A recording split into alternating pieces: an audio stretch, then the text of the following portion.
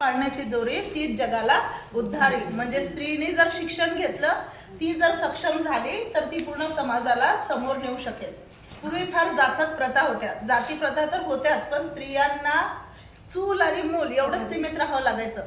शिक्षणासाठी तिला बंदी होती, तिला मनमोकळेपणाने जगता येत नव्हतं, पुनर्विवाह करता येत नव्हता, सती प्रथा होती, केशवरपण प्रथा होती, शिक्षण घेण्यासाठी मुभा नव्हती। आपण ऐकलं असेल की सावित्रीबाई फुलेंनी अनेक हालअपेष्टा सोसल्या स्त्रियांना शिक्षण मिळण्यासाठी, आणि त्या महापुरुषांनी तेवढं केलं म्हणून आज आपण इथे पुरुषांच्या खांद्याला खांदा लावून त्यांच्या बरोबरीने मेहनत करत आहोत किंवा आपण त्या स्तराला पोहोचलो आहोत। जागतिक महिला दिन का साजरा करायचा, तर स्त्रियांवर एवढा झालेले अन्याय जे आहेत, तर त्या अन्यायाला वाचा फोडण्यासाठी कुठेतरी लढा स्त्रियांनी दिला होता आणि तो लढा सार्थकी ठरला। स्त्रियांना पुरुषांच्या बरोबरीने समान हक्क मिळाले, त्यांना सुद्धा पुनर्विवाहाच्या मान्यता मिळाली किंवा स्वतःचे निर्णय घेण्यासाठी मान्यता मिळाली, शिक्षण घेण्यासाठी मुभा मिळाली।